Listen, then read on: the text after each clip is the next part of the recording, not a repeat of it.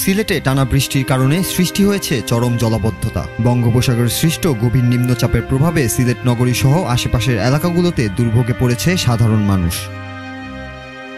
সিলেট শহরে গত ২৪ ঘন্টার টানা বৃষ্টিতে Zindabazar Uposhohor, Kuarpara, Hawapara, airport road, Mendibagh, railway station, Khojarkhola, Ghasitula সহ বেশ কিছু এলাকায় তীব্র জলাবদ্ধতা দেখা দিয়েছে।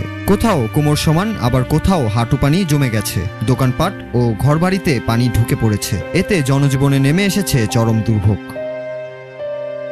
এমনকি সিলেট এমএজি ওসমানী মেডিকেল কলেজেও পানি ঢুকে পড়েছে, যার ফলে ব্যাহত হচ্ছে চিকিৎসা সেবা। অন্যদিকে সিলেটের গোয়াইনঘাটে পাহাড়ি ঢলে নদ নদী ও হাওরের পানি বাড়ছে। নিম্নাঞ্চলের রাস্তাঘাট ইতিমধ্যে তলিয়ে যেতে শুরু করেছে। রাধানগর সড়কের একটি অংশ পানির নিচে চলে যাওয়ায় যান চলাচল বাধাগ্রস্ত হচ্ছে। জাফলং ও সাদাপাথর এলাকায় নিরাপত্তার দায়িত্বে রয়েছে ট্যুরিস্ট পুলিশ।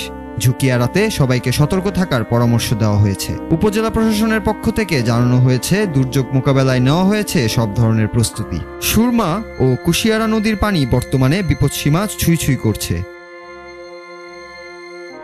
বর্ষণ ও পাহাড়ি ঢল অব্যাহত থাকলে ভয়াবহ বন্যার আশঙ্কা করা হচ্ছে। পরিস্থিতি মোকাবেলায় সিলেট সিটি কর্পোরেশন খুলেছে জরুরি কন্ট্রোল রুম। প্রশাসনের তরফ থেকে জানানো হচ্ছে, তাৎক্ষণিক ব্যবস্থা নিতে প্রস্তুত রয়েছে সংশ্লিষ্ট সব দপ্তর।